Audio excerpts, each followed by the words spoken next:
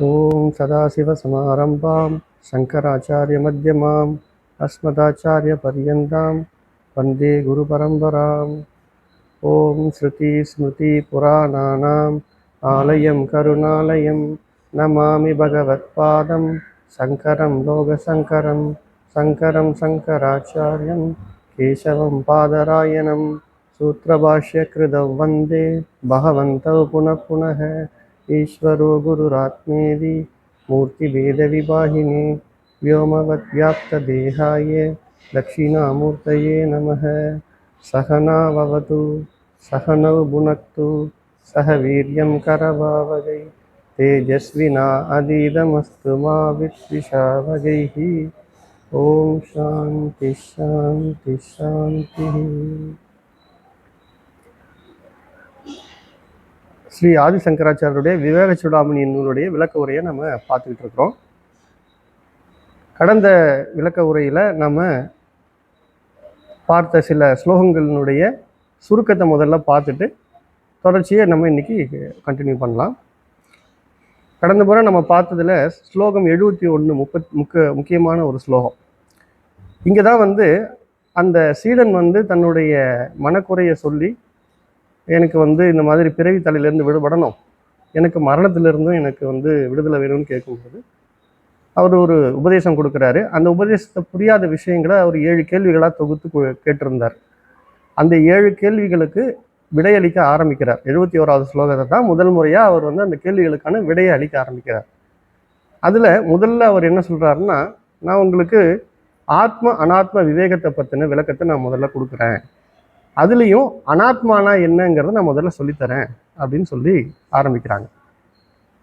இப்போ நம்ம அதுக்கு முன்னாடி போகிறதுக்கு முன்னாடி நம்ம என்ன பண்ணோம்னா, ஆத்ம அனாத்ம விவேகம்னா என்ன அப்படிங்கிறத ஒரு அறிமுகமாக நம்ம காட்டியிருந்தோம். அதை சுருக்கமாக ஒரு ஸ்லைட் போட்டிருக்கேன். பொதுவாக நம்ம யாரையுமே நீங்கள் யார் அப்படின்னு ஒரு கேள்வி கேட்டோம்னா நம்ம என்ன சொல்லுவோம்?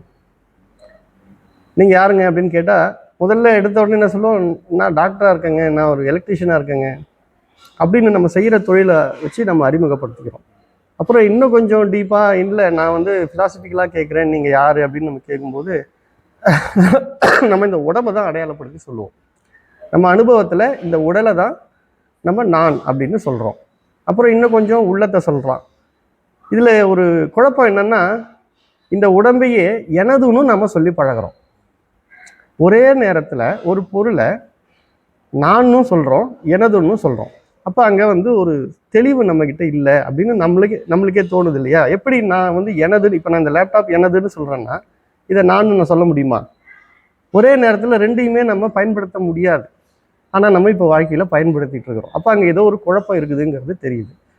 அப்போது இதில் சாஸ்திரம் இங்கே என்ன சொல்லுது அப்படின்னா, இந்த நாம் சொல்லிக்கிட்டு இருக்கிற சாமான்யமாக நம்ம சாதாரண நிலையில் சொல்லிகிட்டு இருக்கக்கூடிய அந்த நானில் 2 அம்சம் கலந்துருக்குதுப்பா அப்படின்னு சொல்கிறாங்க. அது என்னென்ன அப்படின்னா,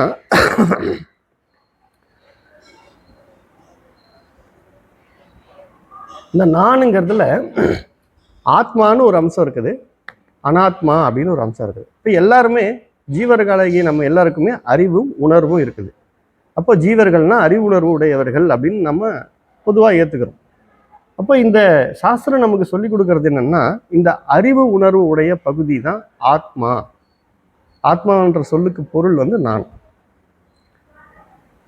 அப்போ நான் அறிவு உணர்வு உடையவன்னா, நான் அல்லாததை என்ன சொல்லுவோம்?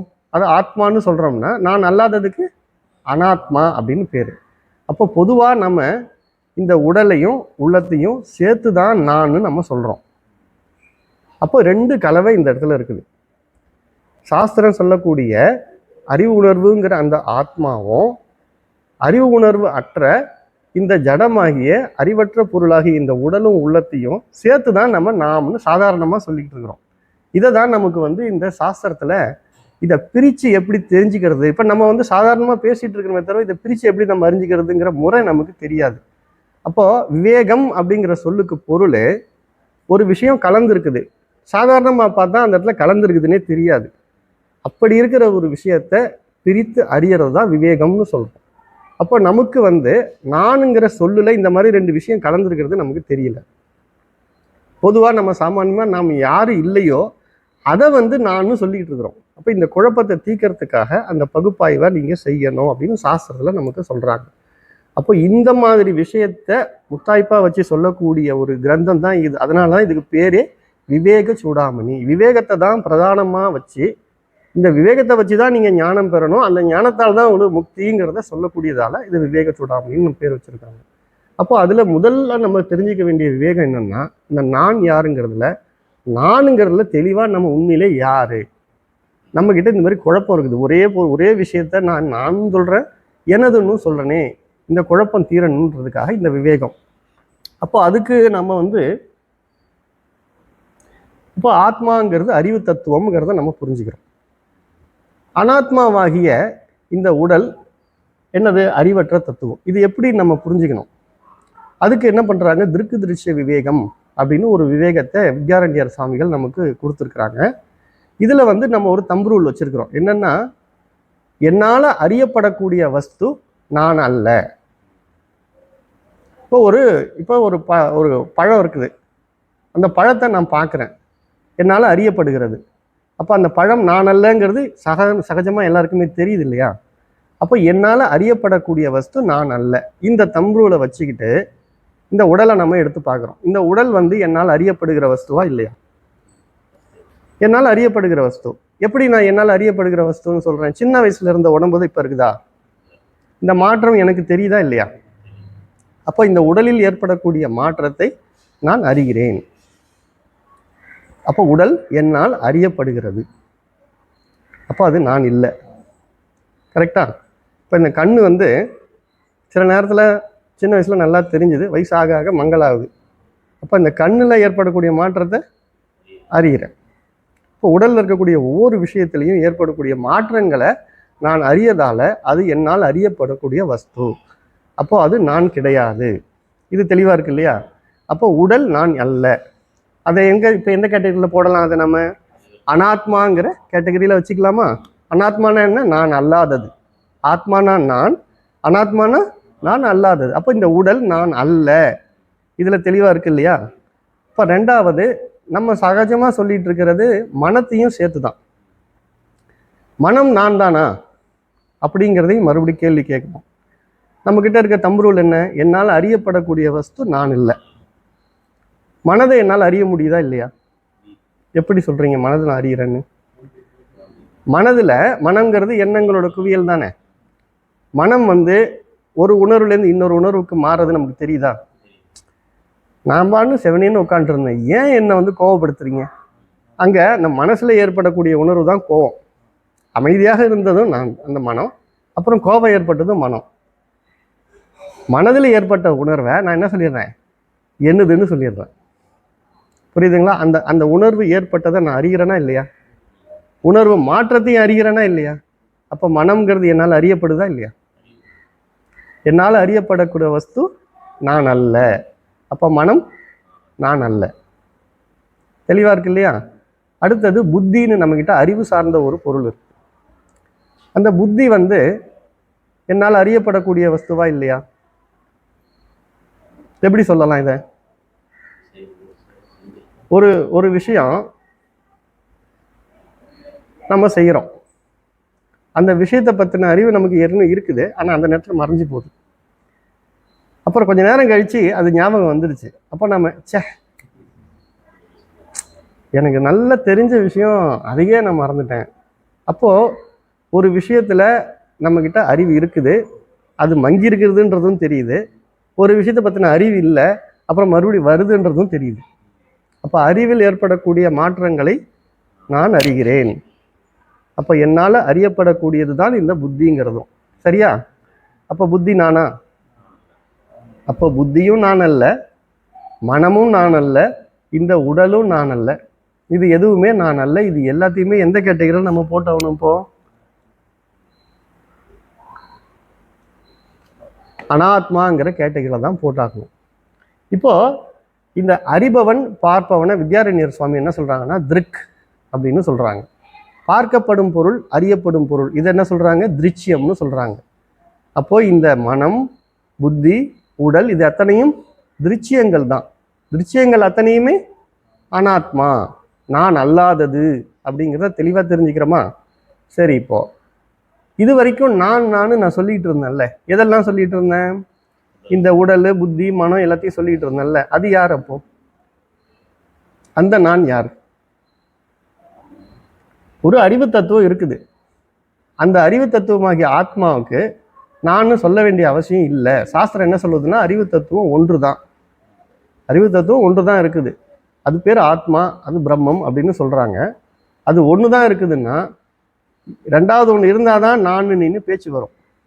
ஒரே ஒரு பொருள் தான் இருக்குதுன்னா அங்கே நானுங்கிறது எழ வேண்டிய அவசியம் இல்லை இல்லையா? அப்போ ஆத்மா நான் சொல்ல வேண்டிய அவசியம் இல்லை. இப்போ இங்கே ஒரு ஆள் நான் சொல்லிட்டு இருந்தாரே, அது யாரு அப்படின்னா, இந்த அறிவு தத்துவம் திருக்குன்னு சொல்லக்கூடிய ஆத்மா கிட்ட சத்து, சித்து, அனந்தங்கிற சொரூபம் இருக்கு. சத்துனா இருக்கிற தன்மை, சித்துனா அறியும் தன்மை, அனந்தம்னா எல்லையற்ற தன்மை அப்படின்னு சொல்றோம். அதுல அந்த சித்தம்சம் அறியும் தன்மை இருக்கு இல்லையா? அந்த அறியும் தன்மை இந்த அந்த கரணமாகிய உடல் உள்ளத்துல கலக்கும் போது ரெண்டும் கலக்குது. சித்து, ஜடம் ரெண்டும் கலக்கும் போது அங்க ஒரு உணர்வு எழுது. அதை சித் ஜட கிரந்தி அப்படின்னு சொல்லுவாங்க. ரெண்டுத்தும் கலக்கிறதுனால ஏற்படக்கூடிய ஒரு உணர்வு தான். அப்போ ஒரு அறிவு பொருள் ஜட பொருளோட கலக்கும் போது அந்த இடத்துல அறிவு இருக்குமா இருக்காதா? தற்காலிகமா இருக்கு இல்லையா? இப்போ ஒரு நம்ம கிட்ட கடல் நிறைய தண்ணி இருக்கு, ஒரு சொம்புல மொழ்றோம், அதுக்கு பேர் என்ன? கடல் தண்ணி தான். கடல் தண்ணியில என்னென்ன அம்சங்கள் இருக்கோ அதெல்லாம் இருக்கும். ஆனா இப்ப கடல்ல அந்த சொம்பு அளவுக்கு உட்பட்ட மாதிரி தெரியுதா இல்லையா? அதே போல எங்கும் நிறைஞ்சிருக்கக்கூடிய இந்த சச்சிதானந்த வஸ்து இப்ப இந்த அந்த கரணத்துல கலக்கும் பொழுது ஏதோ அதுக்குள்ள உட்பட்ட மாதிரி தெரிஞ்சு அந்த இடத்துல தான் அந்த நான்கிற ஒரு அகங்காரம் உருவாகுது. அதுதான் என்ன சொல்லுதுன்னா, இந்த உடல்ல நடக்கக்கூடிய காரியங்கள், இந்த உள்ளத்துல நடக்கக்கூடிய காரியங்கள் எல்லாம் நான் செய்தேன், நான் அனுபவிக்கிறேன், நான் நினைக்கிறேன், நான் அறிகிறேன் அப்படின்னு இங்க உடல்லையும் உள்ளத்திலையும் நிகழக்கூடிய அத்தனை செயல்களையும் நான் சொல்லிக்கிட்டு இருக்கு. அப்ப அந்த நானுங்கிறதும் அனாத்மா தான். ஏன்னா அந்த நானுங்கிறத நான் அறியறேனா இல்லையா? நானுங்கிற ஒரு எண்ணம் தான் அது. அந்த எண்ணத்தை என்னால் அறிய முடியுதா இல்லையா? அப்போ எது தள்ள முடியாத அளவுக்கு தன்னிலையில இருக்குதோ அதுதான் அந்த அறிவு தத்துவமாகிய ஆத்மா.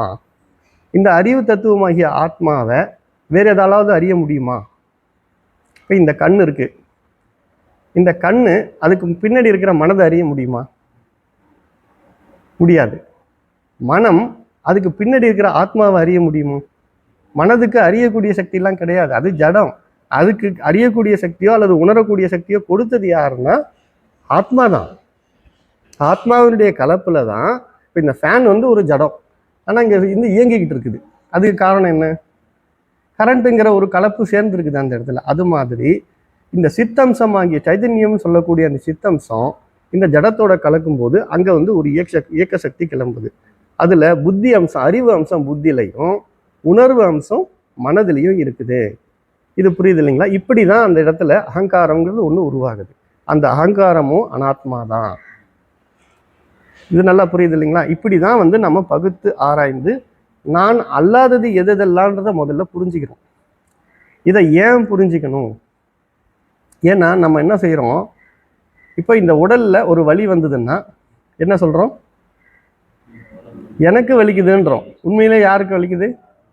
உடம்புக்கு தான் வலிக்குது. மனசுல ஒரு சங்கடம் ஏற்படுது, எனக்கு சங்கடம் ஏற்பட்டதுன்னு சொல்றோம்.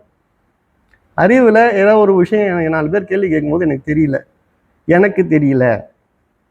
அப்ப அந்த குறை எங்க இருக்குது? குறையோ நிறையோ எங்க இருக்குதுன்னா நான் அல்லாததுல இருக்குது. ஆனா அதை நான் தான் என்னதுதான் அப்படின்னு ஏத்துக்கிறேன் பார்த்தீங்களா? இந்த தவறை தான் நம்ம செஞ்சுக்கிட்டு இருக்கிறோம். அப்போ எனக்கு முதல்ல நான் ஆத்மாங்கிற அந்த அறிவு தத்துவங்கிறது எனக்கு தெரியல. எனக்கு தெரியாத பட்சத்துல நான் என்ன பண்றேன், இந்த உடலையும் உள்ளத்தையும் நான் ஏத்துக்கிறேன். அப்படி ஏத்துக்கிட்டதால வந்த வினை தான் எல்லா பிரச்சனைக்கும் காரணம் அப்படின்னு சொல்லி முதல்ல இந்த பகுப்பாய்வை கத்துக்கிட்டு அனாத்மா எதுவோ அதெல்லாம் நீங்க இல்லைன்னு புரிஞ்சுக்கோங்கன்னு சொல்றாங்க. ஏன் இதை கத்துக்கணுங்கிறது இனி வரக்கூடிய ஸ்லோகங்கள்ல நம்ம பார்க்கலாம். அதுல நம்ம இன்னும் சில விஷயங்கள் பார்க்கணும்.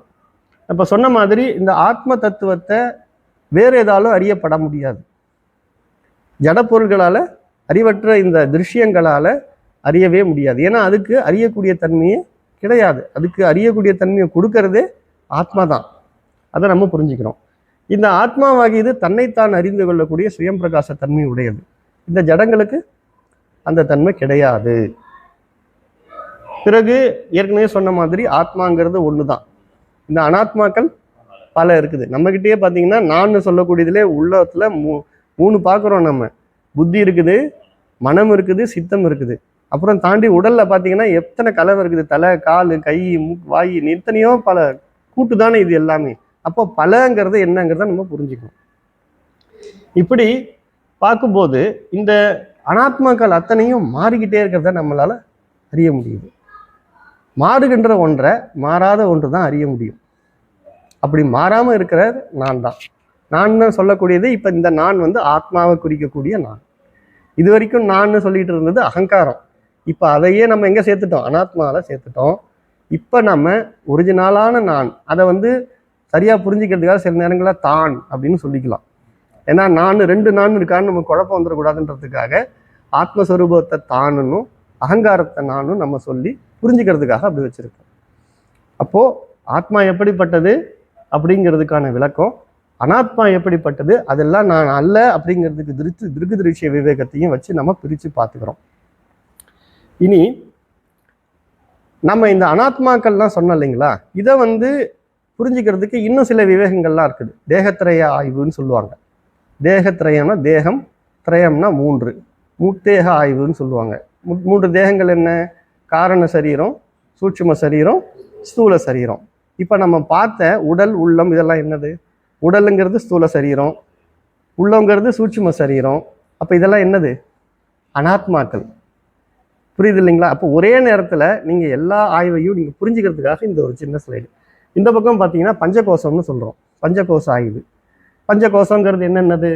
அன்னமய கோஷம். அன்னமய கோஷம் தான் உடல், அதான் ஸ்தூல தேகம். அப்புறம் பிராணமய கோஷம், மனோமய கோஷம், விஞ்ஞானமய கோஷம். இதெல்லாம் என்னது? எல்லாமே உள்ளம், சூட்சும சரீரம். அப்புறம் காரண சரீரம்னு சொல்கிறோம், அது ஆனந்தமய கோஷம். இது அத்தனையுமே இப்போ என்னது? திருஷ்யங்கள், என்னால் அறியப்படக்கூடிய வஸ்து. உறக்கத்தில் நான் ஆனந்தமாக இருக்கிறேன்னு எனக்கு தெரியுது இல்லை, அப்போ என்னால் அறியப்படக்கூடியது நிலையில தான் இருக்குது அது. அப்போ இது எல்லாமே அனாத்மாக்கள், திருஷ்யங்கள், என்னால் அறியப்படக்கூடிய வஸ்து அப்படின்னு புரிஞ்சுக்கிறோம். அதுதான் இங்கே எழுதியிருக்கோம். ஆத்மா ஒன்று தான் திர்க், மீதி அத்தனையுமே திருஷ்யங்கள் அப்படிங்கிறத புரிஞ்சுக்கணும். இப்போ இந்த ஸ்தூல தேகம், சூட்சும தேகம்லாம் எப்படி உருவாச்சுங்கிறத சில ஸ்லோகங்கள்ல அவர் நமக்கு சொல்லி கொடுத்தாரு. 72, 73, 74 ஸ்லோகங்கள்லாம் அதனுடைய விளக்கங்கள் கொடுத்துருந்தாங்க. இந்த உடலானது எலும்பு, மஜ்ஜை, ரத்தம், சதை, இந்த மாதிரி தோல், இந்த மாதிரி பொருள்களால தான் ஆனது அப்படின்னு சொல்லி ஒரு ஸ்லோகத்தை சொல்லி, அதுக்கப்புறம் இந்த உடலானது ஸ்தூல பஞ்சபூதங்களால ஆனது அப்படின்னு சொன்னாங்க. அப்புறம் ஸ்தூல பஞ்சபூதங்கள் எப்படி உருவாச்சு அப்படின்னு பார்க்கும்போது சூட்சும பஞ்சபூதங்கள் தான் ஒன்னோட ஒன்று கலந்து ஸ்தூல பஞ்சபூதங்களாக மாறுச்சு, அவைகள் தான் பின்பு இந்த உடல்களாக மாறின அப்படின்னு சொன்னாங்க. அதை பற்றின ஒரு ஸ்லைட் நம்ம கொடுத்துருக்குறோம். இதில் இந்த மாதிரி சூட்சும பஞ்சபூதங்கள்னு சொல்கிறோம் இல்லைங்களா, அது நமக்கு எல்லாரும் தெரிஞ்சது. ஆகாயம், வாயு, அக்னி, நீர், பிருத்திவி, மண்ணுங்கிறது. இதெல்லாம் தனித்தனியாக தூய்மையாக இருக்கும் பொழுது தன்மாத்திரா இல்லை தனிமம் அப்படின்னு சொல்லுவோம். இவையெல்லாம் ஒரு குறிப்பிட்ட ரேஷியோவில் ஒன்றுக்குள்ளே ஒன்று கலக்கும் பொழுது, அந்த ரேஷியோ தான் இங்கே கொடுத்துருக்குறோம். ஒரு ஒரு சூட்சும பஞ்சபூதம் ரெண்டாக பிரியுது, 50-50% பிரியுது. ஒரு 50% கூட மீதி 50% 4ஆக வகுத்தோம்னா 12%. அப்போது ஒரு பூதத்திலிருந்தும் மற்ற 4 பூதங்கள் இருக்கு இல்லையா, 12 சேர்ந்ததுன்னா அது ஒரு 50%. தூய்மையான பகுதி 50%, மற்ற பூதங்கள்ல இருந்து ஒரு 50% சேர்ந்து மறுபடியும் ஒன்றாகுது இல்லையா, அப்படிதான் ஸ்தூல பஞ்சபூதம் உருவாகும். இப்படி ஒரு பஞ்சபூதங்களும் நமக்கு வேண்டிய அளவில் கலந்து ஸ்தூல பஞ்சபூதங்கள் உருவாகி அதிலிருந்து தான் இது எல்லாமே தோன்றி இருக்குது அப்படின்னு இந்த ஸ்லோகங்கள்லாம் நமக்கு சொல்லி கொடுத்தாங்க. அடுத்தபடியா 75வது ஸ்லோகத்துல என்ன சொன்னாங்கன்னா, இதெல்லாம் எதுக்காக உருவாயிருக்கிறது அப்படின்னு பார்க்கும்போது, இந்த உலகம் நம்மளால என்ன பண்ணப்படுது? அனுபவிக்கப்படுது. அப்போ நம்ம யாரு? அனுபவப்படுறது. அப்போ அனுபவிக்கப்படுவத விஷயம்னும் யார் அனுபவிக்கிறாங்களோ அவங்கள விஷயி, விஷயி விஷய விசாரம் அல்லது விசாரணை அப்படின்னு சொல்லி ஒரு ஸ்லோகத்தில் நமக்கு இந்த உலகத்தை நம்ம என்ன பண்ணுறோம், அனுபவிக்கிறோம்.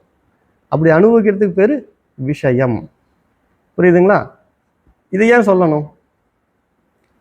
இங்கே இருக்கிறது இந்த உடல் உள்ளம், சூட்சும சரீரமும் ஸ்தூல தேகமும், இதுதான் இந்த உலகத்தை அனுபவிக்குது. இந்த சூட்சும சரீரமும் ஸ்தூல தேகமும் என்னது? அனாத்மா. இந்த உலகங்கிறது என்னது? அதுவும் அனாத்மா. அனாத்மா அனாத்மாவை அனுபவிக்குது. சரிங்களா? அனாத்மா அனாத்மாவை அனுபவிக்குது. இதில் அறியும் தத்துவம்னு ஒன்று நம்ம சொல்கிறோம் இல்லையா, அது என்ன பண்ணுது? இதை சாட்சியாக பார்த்து கொண்டிருக்கிறது. ஆனால் நம்ம இந்த அறியும் தத்துவம் நம்ம கிட்ட ஆத்மான்னு ஒன்று இருக்கிறது தெரியாமல் இந்த அனாத்மாவை நான் கொண்டதால இந்த விஷயங்களை நான் தான் அனுபவிக்கிறேன் அப்படின்னு தப்பு அபிப்பிராயம் வச்சுட்டோம். எதனால? இந்த தேகத்தின் மீது நாம கொண்ட அபிமானத்தினால. தேக அபிமானத்தினால இந்த விஷயங்களை நான் அனுபவிக்கிறேன். அப்போ விஷயத்தை அனுபவிக்கும் போது நமக்கு என்ன கிடைக்குது? சுகம் கிடைக்குது. அப்போ நம்ம ஏன் இந்த விஷயங்களை அனுபவிக்கணும்னு போறோம்? சுகத்துக்காக. ஒரு விஷயத்தை நம்ம அனுபவிக்கணும்னா அதுக்கு என்ன பண்ணணும்? கர்மம் பண்ணணும் இல்லையா? கர்மம் செய்யாம நமக்கு அந்த ஏதாவது ஒரு சுகம் கிடைக்குமா? அப்போ விஷய சுகத்துக்காக கர்மங்களை செய்கிறோம். கர்மங்களை செய்யும் போது அதுல உங்களுக்கு என்ன விளையுது? பாவ புண்ணியம் விளையுது. இப்ப நான் தான் அனுபவிக்கிறேன்னா அப்ப கர்மாவை யார் செய்யறா? நான் தான் செய்கிறேன். கர்மாவை நான் தான் செய்யும் போது அதனுடைய பலனை யார் அனுபவிக்கணும்? நான் தான் அனுபவிக்கணும். அப்போ இந்த விஷயத்தின் மீதுள்ள பற்றின் காரணமாக, விஷய சுகத்தின் மீதுள்ள பற்றின் காரணமாக ஆத்மாவாகிய நான் அனாத்மான்னு என்னை நினைச்சுக்கிட்டு விஷயங்களை நான் அனுபவிக்கிறேன், அதுக்கு நான் கர்மம் செய்கிறேன்னு போய் கர்ம சுழற்சியில மாட்டி பிறவியா இப்படி சுத்திக்கிட்டு இருக்கிறேன். இப்ப புரியுதுங்களா? எதுக்காக இந்த பகுப்பாய்வை நான் பண்றேன்னா, நான் அனாத்மாவே இல்லை. என்னுடைய தவறான ஒரு அபிப்பிராயத்தினால, என்னுடைய தேக அபிமானத்தினால வெளியில இருக்கக்கூடிய விஷயங்கள்லேருந்து எனக்கு இன்பம் கிடைக்குதுன்னு நான் நினைக்கிறேன். அந்த இன்பம் கூட எப்படிப்பட்டதா இருக்குது? தற்காலிகமானதா இருக்குது. எதுவுமே நிரந்தரமான இன்பம் கிடையாது. நம்ம சாப்பிட்டோம்னா கொஞ்ச நேரம் சாப்பிட்ற வரைக்கும் இனிப்பா இருக்குது, ஏதோ சுவை இருக்குது, வயிறு ரொம்பிடுச்சு, சரி இதோட முடிஞ்சிச்சு, இதுக்கு மேலே நமக்கு சாப்பாடே வேண்டாம், இந்த டேஸ்ட்டே எனக்கு வேண்டாம்னு விட்டுருவோமா? சரிச்சு திகட்டுனது சரியா போனதுக்கப்புறம் மறுபடி வேணும் கேட்குது இல்லையா? அது ஒவ்வொரு சுகமுமே அந்தந்த நேரத்துக்கு ஒரு சிறு திருப்தி ஏற்பட்டு மீண்டும் அந்த சுகத்தை நாடி தான் போக வேண்டியதாக இருக்குது. அப்போ இது எதுவுமே நிரந்தரம் இல்லை அப்படின்னு நம்ம புரிஞ்சுக்கிறோமா? இந்த மாதிரி இந்த அனாத்மாவாகிய இந்த அகங்காரம் தேக அபிமானத்தினால ஏற்பட்டது இல்லையா, அதை தான் நம்ம ஜீவன்னு சொல்கிறோம். இந்த ஜீவாத்மா இந்த விஷய சுகத்தில் ஆசை கொண்டு, அந்த ஆசையை தான் நம்ம என்ன சொல்கிறோம்? பற்று. அந்த ஆசை கொண்டு கர்மத்தை செஞ்சு மேலுலகத்துக்கும் கீழுலகத்துக்கும் அலைஞ்சிக்கிட்டே இருக்குது அப்படிங்கிறது தான் அந்த ஸ்லோகத்தில் நம்ம பார்த்தோம். இதுதான் நம்ம இதுக்கு முன்னாடி பார்த்ததனுடைய சுருக்கம். இப்போ இதோடைய தொடர்ச்சியாக சுவாமி நமக்கு என்ன விளக்க போகிறாங்கன்னா, இந்த விஷயப்பற்றனால என்னென்ன விளைவுகளெல்லாம் ஏற்படுது. முதல்ல நான் தேகாபிமானம் தவறாக கொண்டுட்டேன், எனக்கு தெரியல, தெரியாததுனால எப்படிப்பட்ட தொல்லைலாம் வந்துருச்சு பாருங்க.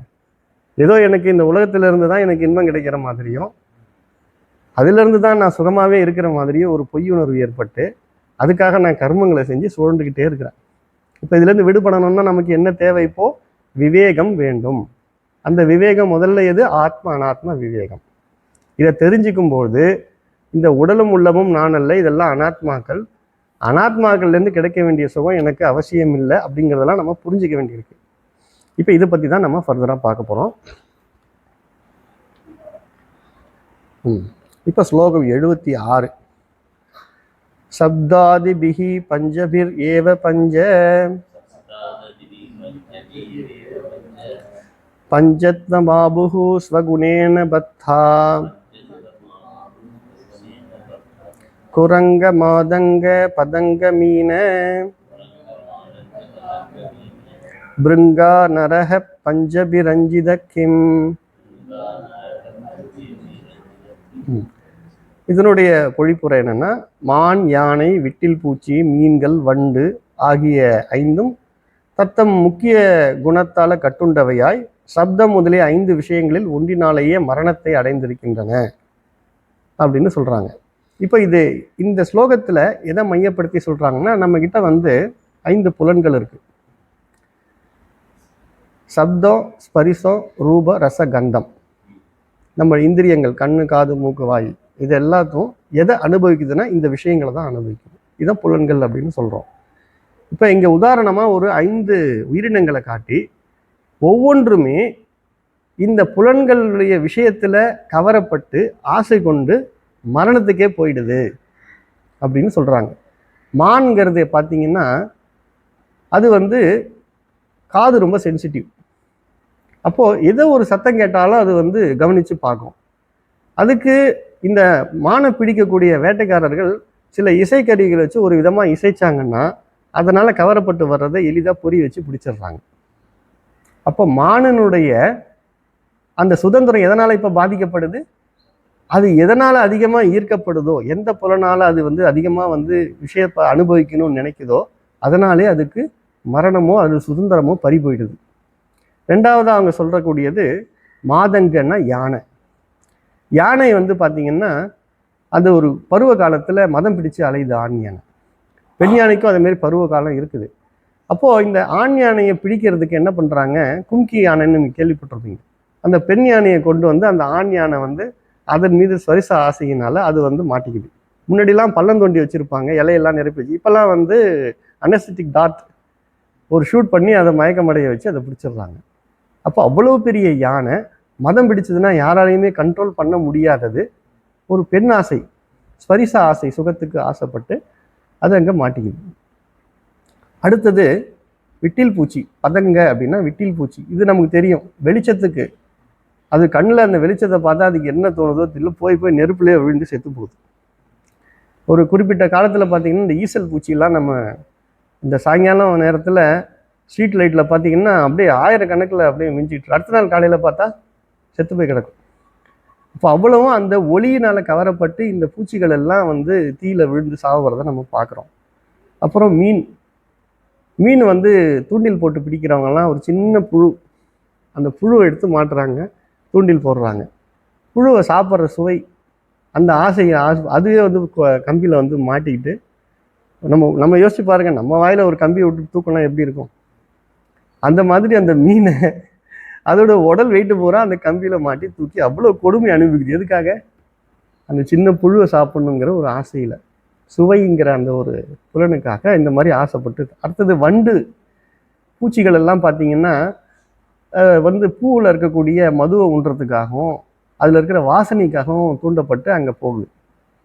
இப்போ நம்ம ஒரு ஒரு வயல்வெளியில பூச்சிகள் எல்லாம் தாக்குதல் ஏற்படுதுன்றதால என்ன பண்றாங்க, அந்த பூச்சியை கவர்றதுக்கு அந்த பெண் பூச்சியினுடைய ஃபெரமோன்ஸ் அதை வச்சு எல்லா பூச்சிகளையும் ஒன்றா கவர்ந்து ஒரேடியாக அதை சமாளிக்கிட்டே.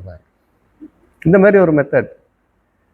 அப்புறம் பூச்சி இந்த மாதிரி பூச்சி இருக்குது பார்த்தீங்களா, கார்னிவோரஸ் பிளான்ட்னு சொல்லுது. கார்னிவோரஸ்னாக்கா அசைவம் சாப்பிடக்கூடிய பிளான்ட். நம்மலாம் பார்த்தீங்கன்னா ஜீவர்களை தான் நம்ம பிளான்ட்ஸ்லேயே கார்னிவோரஸ் பிளான்ட்னா அசைவம் சாப்பிடக்கூடிய பிளான்ட், அதாவது உயிர்களை சாப்பிடக்கூடியது.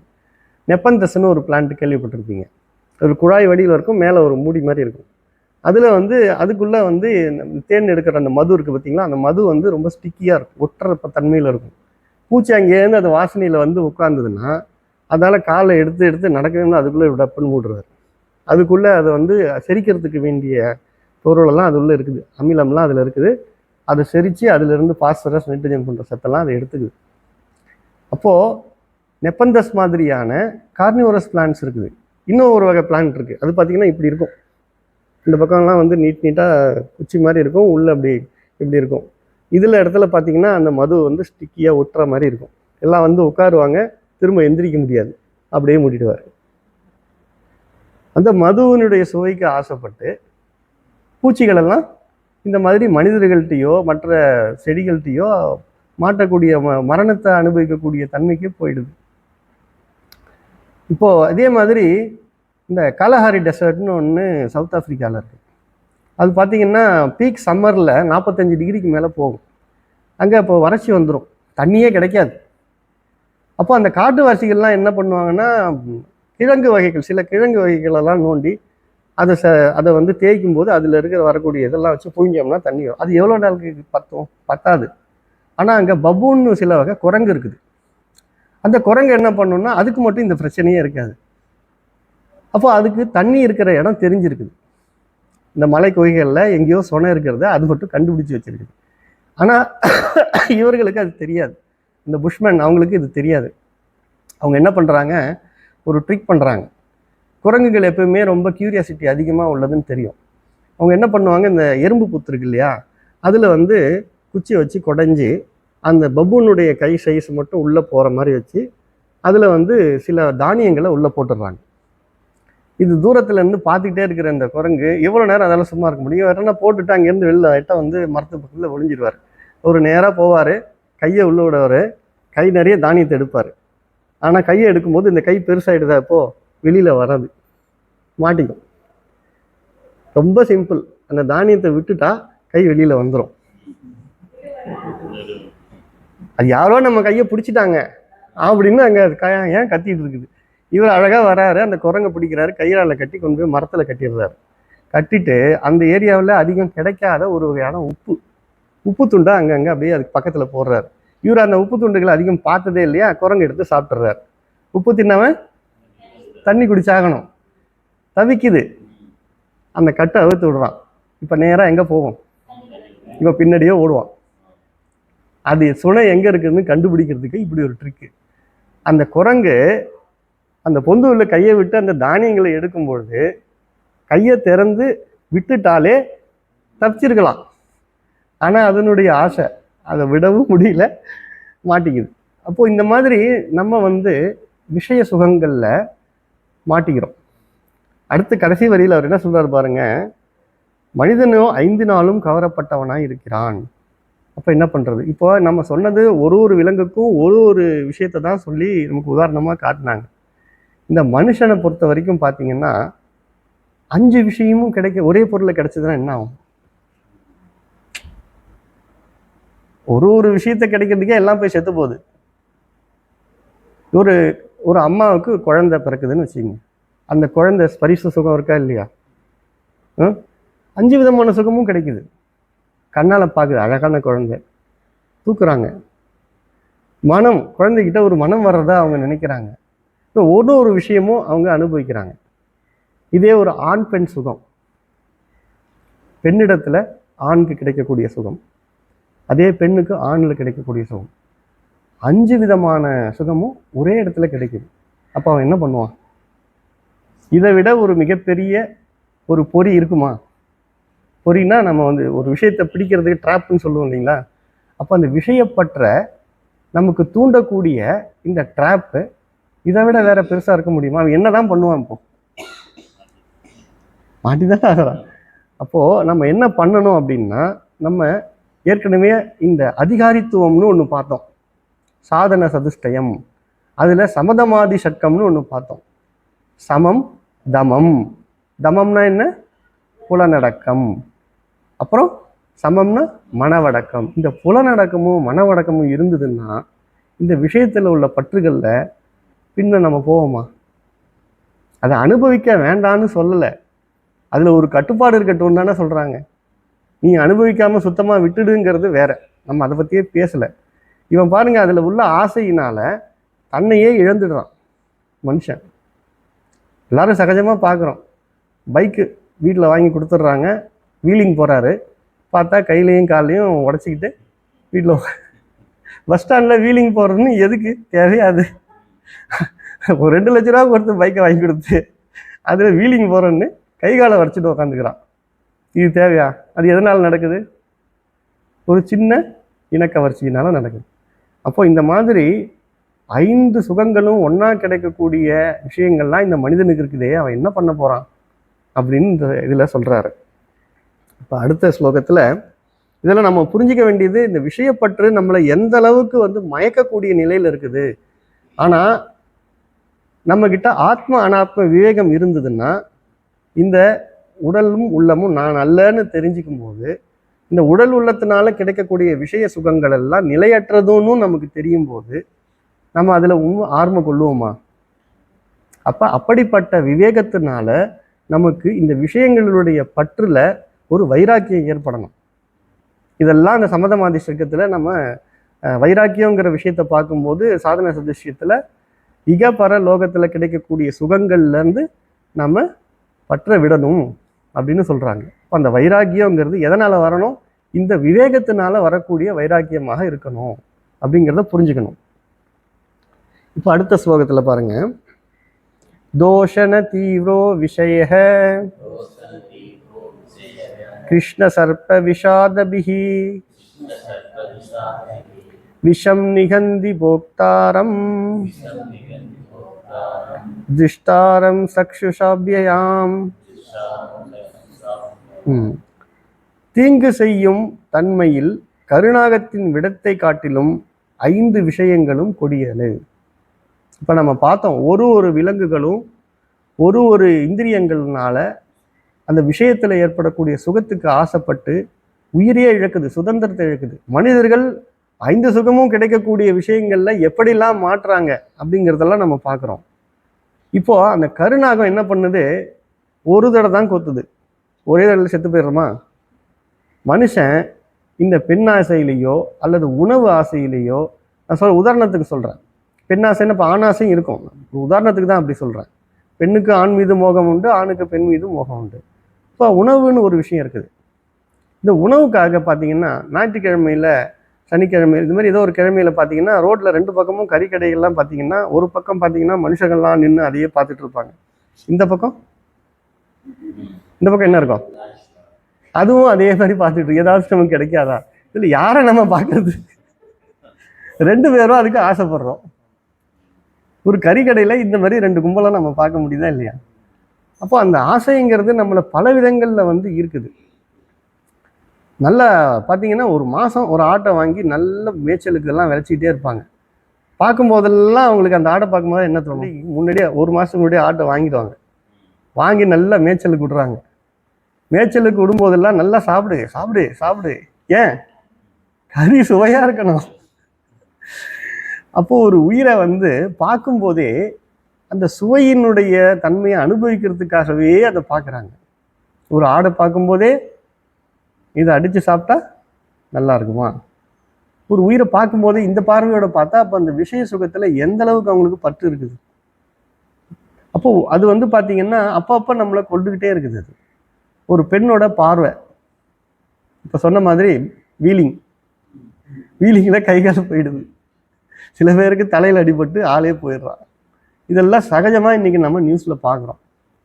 அப்போது அதெல்லாம் கருணாகம் கொட்டுற விஷம் ஒரு தடவையிலே நம்மளை கொல்லிடுது, இது பல தடவை நம்மளை கொல்றது. மரணத்துக்கு சமமாக நம்ம மனத்துன்பத்தை அடையிறோங்கிறது தான் அப்படி சொல்கிறாங்க.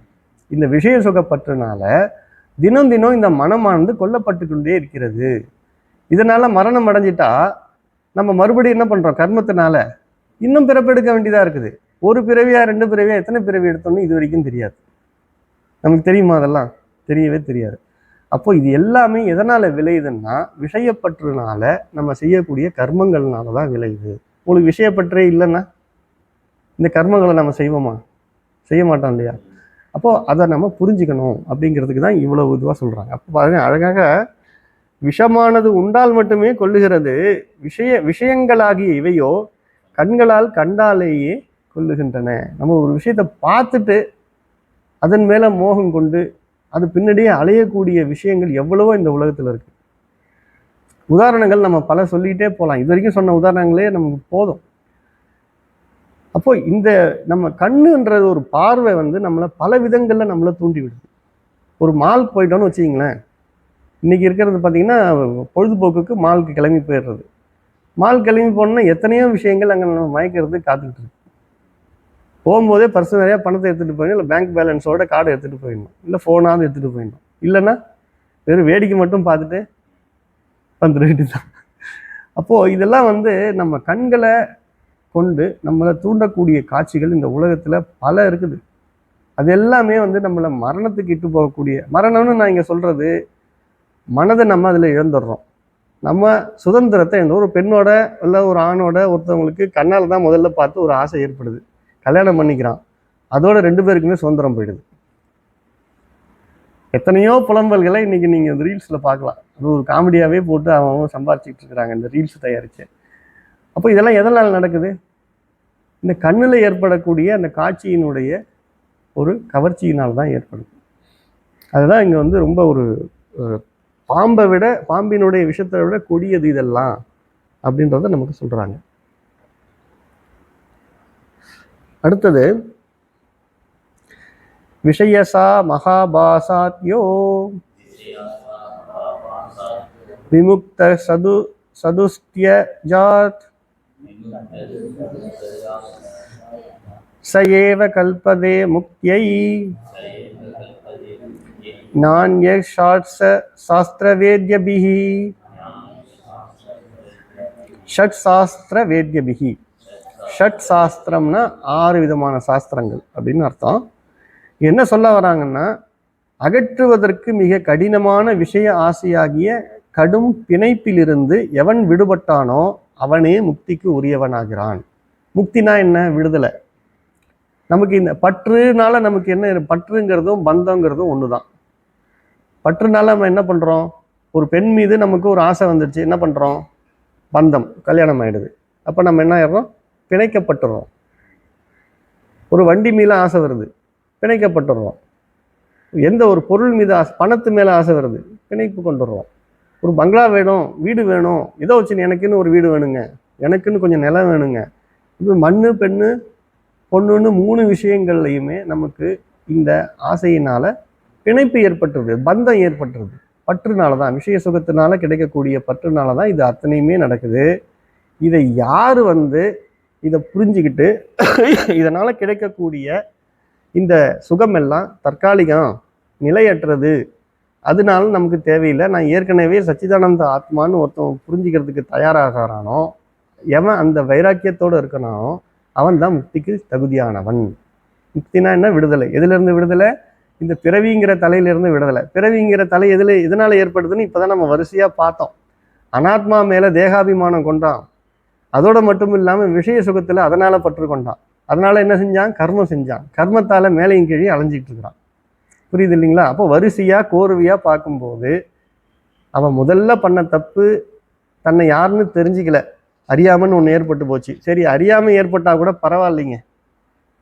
அதுக்கப்புறம் நான் அல்லாததை மேத நான் ஒரு அபிமானம் வச்சுட்டான். அங்கே தான் மிஸ்டேக் ஆகிப்போச்சு. அறியாமல் இருந்துட்டா கூட பிரச்சனை இல்லை, நம்ம இல்லாத ஒரு விஷயத்தின் மேலே நான் ஒரு அபிமானம் கொண்டுட்டா அது எவ்வளோ பெரிய தப்புன்னா இப்போ தான் நமக்கு புரியுது.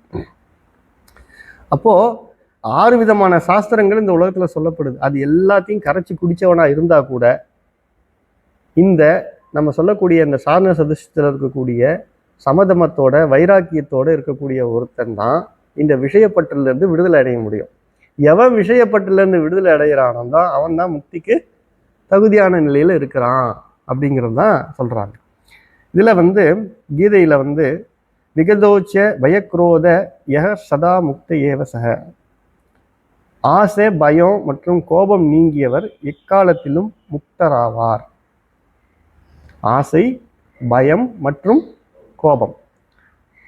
பயங்கிறது பார்த்தீங்கன்னா எதனால நமக்கு பயம்னா, மரணத்தை கண்டு ரொம்ப பயப்படுறோம், சேர்த்து வச்ச பொருள் இழந்துருமோன்னு பயப்படுறோம், இருக்கிறது போயிடுமோன்னு பயம், இல்லாதது வந்துருமோ, நோயை பாருங்க, இல்லாதது வந்துருமோன்னு பயம், சேர்த்து வச்ச பொருள் இழந்துருவோமோன்னு பயம், சேர்த்து வச்ச உறவு இழந்துருவோமோன்னு பயம். அப்போ இந்த பயம் போகிறதுக்கு நம்ம என்ன செய்யணும்னா, நம்ம இந்த உண்மையை புரிஞ்சுக்கணும். ஆத்மா அனாத்ம விவேகத்தை நம்ம சரியாக தெரிஞ்சுக்கும் போது தான் இது எல்லாம் எந்த இடத்துல நடக்குது, ஏன் நடக்குதுங்கிறத புரிஞ்சிக்க முடியுது. நான் ஆத்மாங்கிறது ஏகஸ்வரூபம், அத்வைதமாக இருக்கிற, அத்விதீயமாக இருக்கிறேன் நான் அப்படின்னும் போது இங்கே உறவுங்கிறதுக்கு என்ன இருக்குது? இருக்கிறது பூரா நானே தான். அனாத்மாக்கள் எல்லாம் என்ன அப்படின்னு ஆராய்ச்சி பண்ணி பார்க்கும்போது எல்லாம் பஞ்சபூதங்களால் ஆனதுன்னு பார்க்குறோம். பஞ்சபூதங்கள் எல்லாம் எங்கிருந்து வந்தது? ஈஸ்வரனுடைய கற்பனை. ஈஸ்வரன் யாரு?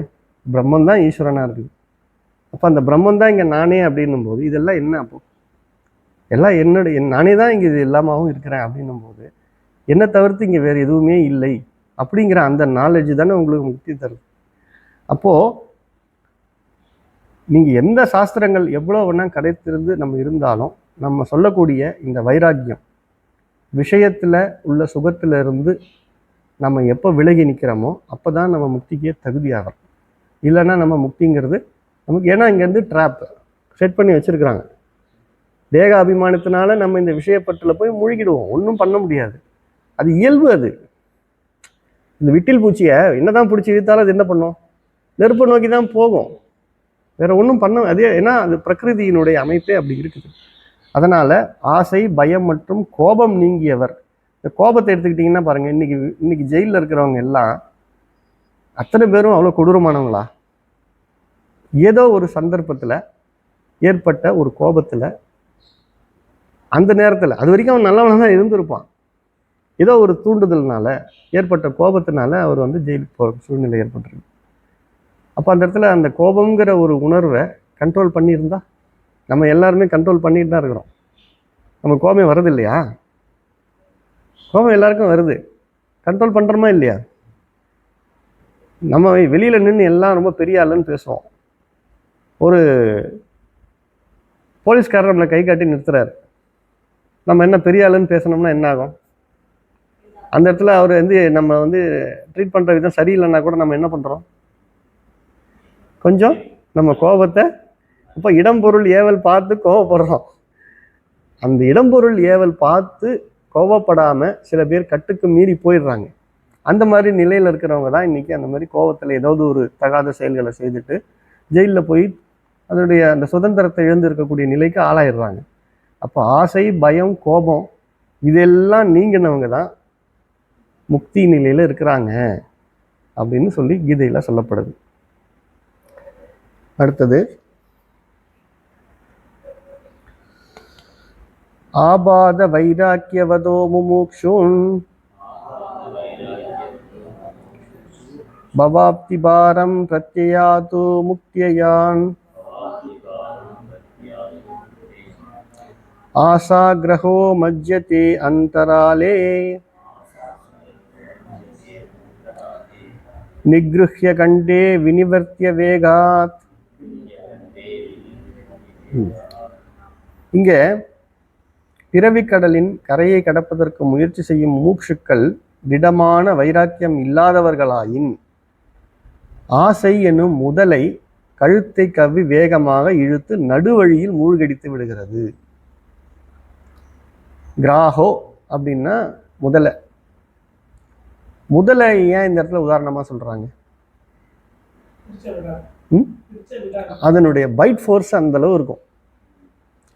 இருக்கிற விலங்குகள்லேயே எல்லாத்திற்கும் கடிக்கிறது. இப்போ ஒரு சிங்கம் இருக்குன்னாக்கா அதோட கடி, அதுக்கு எவ்வளோ அழுத்தம் இருக்குது. ஒரு புலி இருக்குதுன்னா அதோடைய அழுத்தம் எவ்வளோ இருக்குது அப்படின்னு முதலையினுடைய கடி அது பிடிச்சதுன்னா விடவே விடாது. அது தண்ணிக்குள்ளே இழுத்துட்டு போயிடுச்சுன்னா நம்மளால ஒன்றுமே செய்ய முடியாது. அது கரையில தான் விலங்கை வந்து பிடிக்குது, தண்ணியில் பிடிக்கிறது வேற. கரையில் இருக்கக்கூடிய தண்ணி குடிக்க வர்ற விலங்கை பிடிச்சி தன்னுடைய டொமைன் தண்ணிக்குள்ளே இழுத்துட்டு போயிடுது. அதுக்கப்புறம் எதாவது பண்ண முடியுமா அந்த விலங்கால? ஒன்றும் பண்ண முடியாது. அப்போது இங்கே என்ன சொல்ல வராங்க, நம்ம இந்த பிறவிய கரையை கடக்கணும்னு முமுக்ஷு வந்துட்டார். முமுக்ஷுங்கிறவர் யாரு? மோட்சத்தை விரும்பக்கூடியவர். மோட்சத்தை விரும்பக்கூடியவர் தான் முமுக்ஷு. முக்தியை விரும்பக்கூடிய அவர் இப்போ எந்த நிலையில் இருக்கிறான்னா, குருவை அடைஞ்சு அவர்கிட்ட உபதேசம் கேட்கக்கூடிய நிலையில் இருக்கிறார். அவருக்கு அதிகாரித்துவங்கள்லாம் தேவைப்படுது. அதிகாரித்துவங்கள் நிரம்பாமல் இருக்கக்கூடிய சில பேர் வரத்தான் செய்வாங்க. எல்லாருமே பூரண அதிகாரித்தோடு வந்து அப்புறம் என்ன ஆகுது உலகம்? ஆமாம். அப்போ அவங்களுக்கு ஒரு இடம் நீ அகம் பிரம்மாஸ்மி தத்துவமசின்னு சொன்னாலே முடிஞ்சு போச்சு. ஏன்னா அவங்க ஏற்கனவே பக்குவ நிலையில் இருக்கிறாங்க. அப்போது நம்மளை மாதிரி நிறைய பேர்கள் வந்து இந்த சாதன திருஷ்டியும் பூரணமாக நிரம்ப பெறாமல் தான் இருக்கிறோம். அப்போது இந்த நேரத்தில் நம்ம தடுமாறுறதுக்கான வாய்ப்புகள் அதிகமாக இருக்குதுங்கிறதால நமக்கு இப்போ சுவாமி இந்த ஸ்லோகத்தில் என்ன சொல்கிறாங்கன்னா, இந்த பிறவி கடலை நீங்கள் கடக்கணும்னு முடிவு பண்ணி வந்துட்டீங்கன்னா, அப்படி முயற்சியில் இருக்கக்கூடிய இந்த முமுட்சுக்கள் எல்லாம் திருடமான வைராக்கியம் வேணும். வைராக்கியம்னா என்ன சொல்லியிருக்கிறோம்? இக பரலோக விஷயங்களில் இருக்கக்கூடிய பற்று நீங்கினவர்களாக இருக்க வேண்டும்.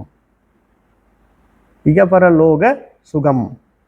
இகம்னா இங்கே இந்த உலகத்தில் இருக்கக்கூடிய, பரம்னா மேலே மேலுலகத்தில், இப்போ ஒரு சொர்க்கத்தில் இருக்கக்கூடிய இந்திரன் இருக்கிறாரு. இந்திரன் எந்த விதமான சுகங்கள் எல்லாம் அனுபவிக்கிறாரோ அந்த சுகங்கள்லையும் எனக்கு வேண்டாம். நான் பார்க்காத இடம் அது. எனக்கு சொர்க்கம் எப்படி இருக்குன்னு தெரியாது, ஆனால் அங்கே தான் எல்லா சுகமும் இருக்குதுன்றாங்க. அப்போ அந்த சுகத்திலையும் சரி, இந்த உலகத்தில் கிடைக்கக்கூடிய சுகங்கள்லையும் எனக்கு பற்று இருக்கக்கூடாது. அதுக்கு பேர் தான் வைராக்கியம். அதுலேயும் எப்படி இருக்கணும்? திருடமாக இருக்கணும். திடமான வைராக்கியம் யாருக்கு இருக்குதோ அந்த முமுக்ஷு தான் இந்த முக்திக்கு பூரண தகுதியுடையவனாக ஆகிறான். அப்படி இல்லைன்னா என்ன ஆகுது? இப்போ நம்ம காட்டில் முதலைகள்லாம் நிறைய இருக்கக்கூடிய சில இடங்களை பார்ப்போம். அதே தண்ணியில் அந்த இந்த நீர் யானைன்னு ஒன்று இருக்கும். அது ஜாலியாக சுற்றிட்டு வருவார். ஏன் இந்த முதல்ல அதை போய் கடித்து சாப்பிட மாட்டேங்குது? அந்த முதலையை விட பைட் ஃபோர்ஸ் நீர் யானைக்கு அதிகம். ஒரு சின்ன குட்டி நீர் யானையை இந்த முதலைகள் சேர்ந்து தாக்கிடுச்சுன்னா அத்தனை நீர் யானையும் ஒன்றா சேர்ந்து வந்து முதலையில துவம்சம் பண்ணிடும். அப்போது அத்தனை ஒரு 10-15 முதலையில உட்காந்துட்டு இருக்கோம். இவர் ஜாலியாக நீந்து போவார். ஏன்? அவர்கிட்ட அந்த பலம் இருக்குது. இங்கே நமக்கு இந்த உலகத்தில் விஷயங்கள் எத்தனையோ இருந்தாலும் நம்ம சொல்றீங்களா, 5 விதமான புலன்களில் விஷயப்பற்றுகள் நமக்கு இருக்குது. அதெல்லாத்தையும் இந்த உலகத்தில் எவ்வளோ இருந்தாலும் நம்மக்கிட்ட திடமான வைராக்கியம்னு ஒன்று இருந்ததுன்னா எளிதில் இதை கடந்துடலாமே. எப்படி அந்த நீர் யானை கிடக்குது? அதுக்கிட்ட அதை விட பெரிய சக்தி இருக்குது. நம்மக்கிட்ட இந்த சக்தி என்னது? வைராக்கியம்தான். ஏன்னா இது நம்ம கண்ணு முன்னாடியே வந்து கண்ணால் பார்த்தாலே போச்சுன்னு இப்போ தான் சொன்னார். பாம்பு, கொடிய பாம்பு விஷத்தை விட நம்ம கண்ணால் பார்த்தே செத்து போகிறோங்கிறார். அப்போது திடமான வைராக்கியங்கிற அந்த ஒரு சக்தி நம்ம கூட பலமாக இருந்ததுன்னா இந்த பிறவி கடலை எளிதில் நீந்தி கடந்துடலாம் அப்படின்னு சொல்கிறாரு. அப்போது அந்த முதல்ல நம்மக்கிட்ட அந்த வைராக்கியம் இல்லைன்னா நடுவழியிலேயே இழுத்து சாவடிச்சு தான் என்ன அர்த்தம்? இந்த பிறவியில் நம்ம இந்த விஷயங்களை கேட்குறதே நிறுத்திடுவோம். மூச்சுக்களாக ஆரம்பத்தில் வந்தால் கூட நிறைய பேர் வந்து பார்த்திங்கன்னா தொடர்ந்து இந்த அத்வைத வகுப்புகளுக்கெல்லாம் வர்றது கிடையாது. நிறைய பேர் நம்ம பார்க்கலாம். ஏன்னா அவங்களுடைய வாழ்க்கை சூழ்நிலை, அவங்க விஷயங்களில் ஏற்படக்கூடிய பற்றின் காரணமாக துண்டிக்கப்படுது. அவங்கள நம்ம எதுவும் சொல்ல முடியாது. ஏன்னா அந்த விஷயங்களுடைய பவர் வந்து அந்த மாதிரி இருக்குது. ஈஸ்வரன் அந்த மாதிரி தான் படைச்சிருக்கிறார். அப்போது நம்ம வந்து வைராக்கியங்கிற ஒரு தன்மையை ரொம்ப நம்ம வந்து தீவிரமாக வளர்த்துக்க வேண்டியிருக்கு. அதை தான் இங்கே சொல்கிறாங்க. அடுத்த ஸ்லோகத்தில் விஷயக்ரஹோ ஏன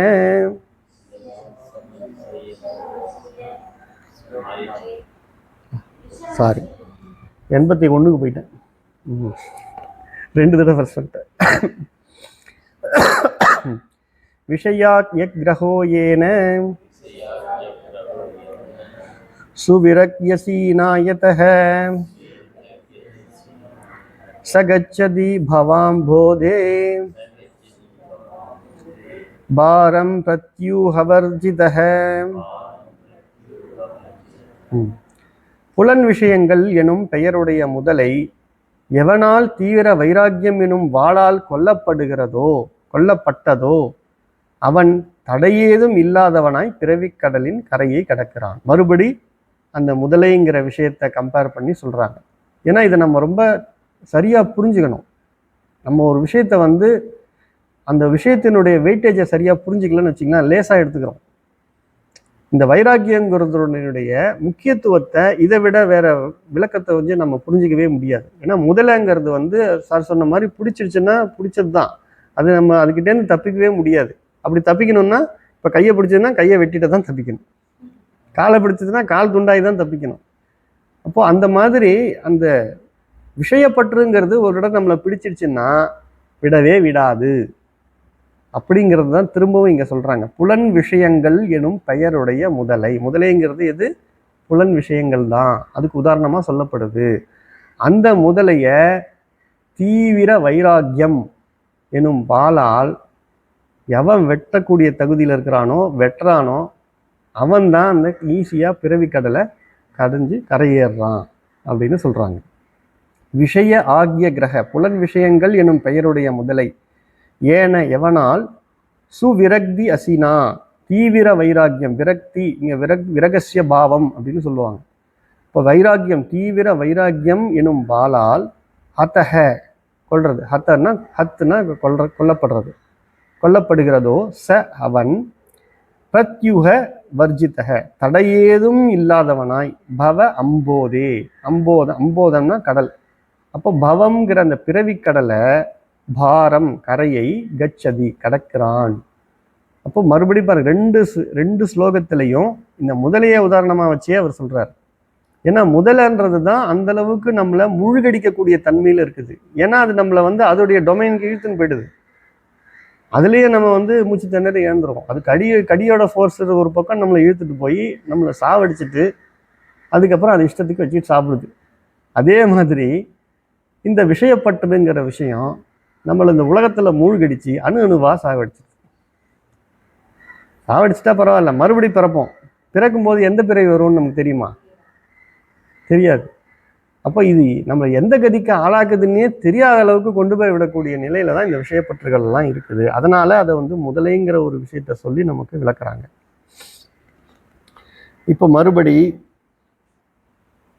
திரும்ப திரும்ப அவங்க நமக்கு இந்த விஷயப்பற்ற முதல்ல நம்ம விளக்கணும். விஷயம் பற்று ஒன்று தான் நம்மளை இங்கே சம்பந்தப்படுத்துது. எதோட? இந்த உலகத்தோட. தேகபந்தம், தேக அபிமானம் ஒன்று. அந்த தேக அபிமானத்தினால விஷயத்தில் ஈடுபட்டு நம்ம இந்த உலகத்தோட அனுபவிக்கிறோங்கிற நிலைக்கு போகிறோம். விஷய சம்பந்தத்தில் நம்ம மாட்டிக்கிறோம். அதனால் நம்ம முதல்ல கட் பண்ண வேண்டியது எது நம்மளை அட்ராக்ட் பண்ணதோ அதுலேருந்து விலகிட்டோம்னா இந்த தேக அபிமானத்திலேருந்து விலகிறது எளிதாக இருக்கும். அதை நம்ம விவேகத்தில் ஈஸியாக பிடிச்சிடலாம். இது உணர்வு சம்பந்தப்பட்ட விஷயம். விவேகத்தை வச்சுக்கிட்டு உணர்வு சம்பந்தப்பட்ட விஷயத்துல நம்ம அவ்வளவு எளிதில் அறிவை வச்சுக்கிட்டு உணர்வை கண்ட்ரோல் பண்ண முடியாது. உணர்வு தான் என்றைக்குமே அறிவை தாண்டக்கூடிய அளவில் இருக்குது. இது வரைக்கும் நம்ம அனுபவத்தில் அப்படி தான் பார்க்குறோம். எவ்வளவோ சொல்கிற மாதிரி கோபத்தினால எவ்வளோ அறிவு மிகுந்த ஆள் கூட ஒரு கொலை செய்யக்கூடிய அளவு தூண்டப்படுறான் சூழ்நிலையினால். அப்போ உணர்வு நம்மளை என்ன பண்ணுது? மேலெழும்பி அழுத்தி விடுது. அப்போ உணர்வு சம்பந்தப்பட்டது தானே இந்த சுகங்கள் எல்லாம். அப்போ அந்த உணர்வு மேலோங்கிற நிலையில் நம்மளால எதுவும் செய்ய முடியாது. அதனால அதுக்கு நமக்கு என்ன தேவை? வைராக்கியம் தேவை அப்படிங்கிறத திரும்ப திரும்ப சொல்றாங்க. இங்க மறுபடி விஷம விஷய மார்கைர் கச்சதோ அனச்ச புத்தேஹே பிரதிபதம் அபியாதோ மிருத்யோருபேஷ சித்தி வித்தி ஹிதசுஜன குருக்யா கஜ்ஜதக ஸ்வஸ்ய யுக்த்யா பிராபவதி பலசித்திர் சத்யம் இத்யேவ வித்திஹி. கொடிய விஷயமாகிய வழியில் செல்லும் புத்தி கலக்கம் உடையவனுடைய ஒவ்வொரு அடியிலும் மரணதேவனும் தொடர்ந்து வருகிறான். ஏன் புத்தி கலக்கம்னா இங்க எதை சொல்றாங்க? புத்தி கலக்கம்னு எதை சொல்றாங்கன்னா, நம்ம முதல்ல நாம் அல்லாதது மேல அபிமானம் வச்சுட்டோம். அப்போ அங்க அறிவு கலக்கம் அடைஞ்சிருச்சு. நான் எனதுன்னு எதை சொல்றோம்? இப்போ இந்த உடலை உள்ளத்தையும் சொல்றோம். அதனால தான் நமக்கு என்னாச்சு? கொடிய விஷயமாகிய வழியில நம்மளை இந்த புலன்களெல்லாம் இழுத்துன்னு ஓடுது. அப்படி போகக்கூடிய வழியில ஒரு அடியிலையும் மரணதேவன் நம்மோட கூடவே வருகிறார். விஷயப்பற்றுனால எந்த நேரத்திலையும் எது வேணாலும் நடக்கலாம். இப்போ நான் சொன்ன மாதிரி வீலிங் பண்ணுறவங்க, போதைப் பொருள்களுக்கு அடிமையாகிறவங்க, எந்த நேரத்தில் எது நடக்கும்னே தெரியாது. பணம் கொள்ளையடிக்கிறதுக்கு ஆசைப்படுறவங்க, நகை கொள்ளையடிக்கிறாங்க, எல்லாம் எதுக்காக பண்ணுறாங்க? எல்லாமே பார்த்தீங்கன்னாக்கா அவங்களுக்கு இருக்கக்கூடிய இது ஒரு ஆசையை நிறைவேற்றிக்கிறதுக்காக இது எல்லாமே செய்கிறாங்க. அப்போது எல்லாமே தூண்டப்படுவது அந்த ஆசை நிறைவேற்றம் அப்படிங்கிற அந்த ஒரு விஷயம். அப்போ அந்த விஷயப்பற்றுங்கிறது எவ்வளவு கொடிதுங்கிறத இங்கே சொல்லி ஒரு அடியிலையுமே மரணதேவன் தொடர்ந்து வருகிறான். இதை அறிவாயாக. இதை தெரிஞ்சுக்கப்பா. நன்மை விரும்பும் நல்லோர்களின் சொல்லாலும். இப்போ பாருங்க, இதை நம்ம எப்படி தான் தெரிஞ்சுக்கிறதுன்னா, இந்த மாதிரி குரு, ஒரு அத்வைத குரு, அவங்க நமக்கு முதல்ல இந்த உலக விஷயங்களை பற்றின விஷயங்களை எடுத்து சொல்லி, இந்த மாதிரிலாம் இருக்குது, நீ யாருன்னு முதல்ல நீ ஒன்று தெரிஞ்சுக்கணும் அப்படின்னு இந்த விவேகங்கள் எல்லாம் நமக்கு சொல்லி, நம்மக்கிட்ட அந்த சமதமாதி ஷட்கங்களை வளர்க்குறதுக்கான உபாயங்களையும் சொல்லி கொடுத்து நம்மளை சொல்லி தேத்துறாங்க இல்லையா, அவங்கள தான் நம்ம என்ன சொல்கிறோம், நன்மையை விரும்பும் நல்லோர்கள். அப்புறம் குருவினுடைய உபதேசங்கிறது, அவங்க நல்ல நல்ல விஷயங்களை சொல்லித்தரது ஒரு பக்கம். குரு உபதேசம்ங்கிறது என்னன்னா, அதுதான் நான் சொல்லக்கூடிய அந்த விவேகம், ஆத்மாவை பற்றின விவேகம், அனாத்மாவை பற்றின விவேகம். இதெல்லாம் நமக்கு தெளிவாக குரு உபதேசத்தில் தான் கிடைக்கும். அப்புறம் அந்த உபதேசம் கிடைச்சிருச்சு, அது தன்னுடைய யுக்தியில் அந்த அறிவை தனக்குரியதாக ஆக்கணும், மனனம் பண்ணணும். குரு உபதேசத்தை சிரவணத்தில் கேட்குறோம், அப்புறம் அதை நம்ம மனனம் பண்ணணும். அது தன் யுக்தியாலும் செய்பவனுக்கு பயன் கூடி வருதல் தானே உண்டாகிறது, இது உண்மை என்று அறிவாயாக அப்படின்னு சொல்றாங்க. அப்போ பாருங்க, கொடிய விஷயமாகிய வழியில் செல்லும் புத்தி கலக்கமுடையவனுடைய ஒவ்வொரு அடியிலும் மரணதேவன் கூடிய வருகிறார். அப்போ மரணம்ங்கிறத பார்த்து தானே முதல்ல பயந்தான் இந்த சீடன். அப்போ விஷயத்தில் அவன் ஈடுபட்டவனா இருந்தா அவன் மரணத்தினுடைய வழியில தான் போய்கிட்டு இருக்கிறான்னு அர்த்தம். இப்போ அவன் எங்கே வந்துட்டான், குரு கிட்ட வந்துட்டான். குரு நமக்கு நல்ல விஷயங்களை தான் சொல்லித்தரார், கூடவே உபதேசமாக ஆத்மாவை பற்றின உண்மையை நம்ம பற்றின உண்மையை நமக்கு சொல்லித்தரார். அது முறைப்படி விசாரம் செய்து நம்ம தெரிஞ்சுக்கணும்னு வழிமுறைகளையும் நமக்கு சொல்லித்தரார். இதை யார் சரியா பின்பற்றுறாங்களோ, அந்த அறிவை தனக்குரியதாக யார் மாற்றிக்கொள்கிறார்களோ, அவர்கள் தான் இந்த பிறவி கடல்ல கடக்க முடியும், அவங்க தான் முக்தி அடைய முடியும் அப்படின்னு சொல்றாங்க. விஷய மார்க்கை. அப்போ இந்த விஷயங்கிற கொடிய வழியில கச்சத செல்லும் அனச்ச புத்தி கலக்கமுடையவன். புத்தினா தெரியும், அறிவு. அந்த அறிவுல கலக்கமுடையவன், அனச்ச புத்தினா கலக்கமுடையவன். பிரதிபதம், ஒவ்வொரு அடியிலும் ஒரு பதம் எடுத்து வைக்கிறோம், ஒரு பாதம் எடுத்து வைக்கும்போது ஒரு அடியிலையும் மிருத்யுனா யமன், அவன் கூட வந்துகிட்டே இருக்கிறான் அப்படின்னு, மரணதேவன் கூட வந்துகிட்டே இருக்கிறாரு. அபியாதகன தொடர்ந்து வருகிறான். ஏஷ வித்திகி, இதை அறிவாயாக. ஹித சூஜன குரு உக்தியா, நன்மையை விரும்பும் நல்லோர்களின் சொல்லாலும் குரு உபதேசத்தால். குரு உக்தியா அப்படிங்கிறது குரு உபதேசம். குரு உபதேசம் கொடுத்துட்டா மட்டும் போதுமா அப்படின்னா, ஸ்வஸ்ய யுக்தியா, அந்த அறிவை தன்னுடைய யுக்தியால ஸ்வயம் தனக்குரியதாக மாற்றிக்கொள்ள வேண்டும். கச்சத, அந்த மாதிரி செல்பவனுக்கு பல சித்தி, பயன் கூடி வருது. பலனா பலன், சித்தியாகிறதுனா கிடைக்கிறது. பிரபவதி, தானே உண்டாகிறது. சத்தியம் இது ஏவ, இது உண்மை என்று வித்தி அறிவாயாக அப்படின்னு நமக்கு சங்கர சுவாமிகள் சொல்றாங்க. அப்போ நம்ம இது வரைக்கும் சொன்ன விஷயங்கள் எல்லாமே திரும்ப திரும்ப ஏன் ஒரே விஷயத்தை தான், இந்த விஷயப்பற்றுங்கிற ஒரு விஷயத்த விடுங்கிறதுக்கு எத்தனை இன்னும் கூட இருக்குது ஸ்லோகம், பார்க்க தான் போறோம். ஆனா திரும்ப திரும்ப ஏன் அதை சொல்றாங்க? ஒரு விஷயத்தினுடைய முக்கியத்துவம் அந்த அளவு இருக்குது. நம்மளை மாட்டக்கூடிய விஷயமே இதுதான். என்ன திரும்ப திரும்ப இதே பேசிட்டு இருக்கிறாரு, ஒரு ஒரே விஷயம். விஷயப்பற்றுன்னு சொல்லிட்டீங்க, முடிஞ்சிச்சு. வைராக்கியம் வேணும்னு சொல்லிட்டீங்க, அதுக்கு ஏன் 20 ஸ்லோகம்? வைராக்கியம் வரணும், சொல்றேன், வைராக்கியம் வரணும். அது வரைக்கும் நாங்கள் காதில் ஓதிக்கிட்டே தான் இருப்போம். எங்க வேலை ஓதுறது. ஏதாவது ஒரு உதாரணத்துல நமக்கு கிளிக் ஆகலாம். எல்லாருக்கும் எல்லா உதாரணமும் பொருந்தும்னு சொல்ல முடியாது. முதல்ல 5 ஜீவர்களை வச்சு சொல்லி காட்டினாங்க. அப்போ அது கூட நான் ஒன்று எக்ஸ்ட்ரா 2 சேர்த்து விட்டேன். ஏதாவது ஒன்றுத்துல புரியுதா பார்க்கலாம். அப்புறம் பாம்பு, கொடிய விஷம், கருநாகத்து தான் இருக்கிறதுலையே கொடிய விஷயம். அதை விட நம்ம கண்ணால் பார்த்து கேட்டு போகிறோம். இப்படி ஏன் இத்தனை உதாரணங்களை அவங்க சொல்கிறாங்கன்னா, ஏதாவது ஒரு உதாரணத்தில் நம்மக்கிட்ட உள்ளே இருக்கக்கூடிய முடிச்சு அழுதா, சே இதுக்கா நம்ம இவ்வளோ கஷ்டப்பட்டோம் அப்படின்னு தோணாதா, அப்படிங்கிறதுக்காக தான் திரும்ப திரும்ப இத்தனை ஸ்லோகங்கள் சொல்லப்படுது. சில நேரங்களில் இது போரடிக்கு, என்ன ஒரே விஷயப்பற்றுன்னு சொன்னால் புரியாதா நமக்கு, திரும்ப திரும்ப இதையே சொல்லிட்டு இருக்கிறாரு, இத்தனை ஸ்லோகங்கள் என்னத்துக்கு, இதெல்லாம் ஒரு தடவை சொல்லி நமக்கு விளக்கம் சொன்னால் போதும் அப்படின்னு நினைக்கிறவங்களும் இருப்பாங்க. ஆனால் சுவாமி அப்படிலாம் விட்டுற மாட்டாரு. இன்னும் இருக்குதுன்றதுக்காக தான் முன்னாடியே சொல்லிட்டேன். மோக்ஷஸ்ய இல்லையா, மோக்ஷஸ்ய காங்ஷா யதி வைதவாஸ்தி தியஜாதி தூராத் விஷயான் விஷம்யதா யூஷவத் தோஷத்யா க்ஷமா ஆர்ஜவ பிரசாந்தி தாந்தி பஜனித்யம் ஆதராத்.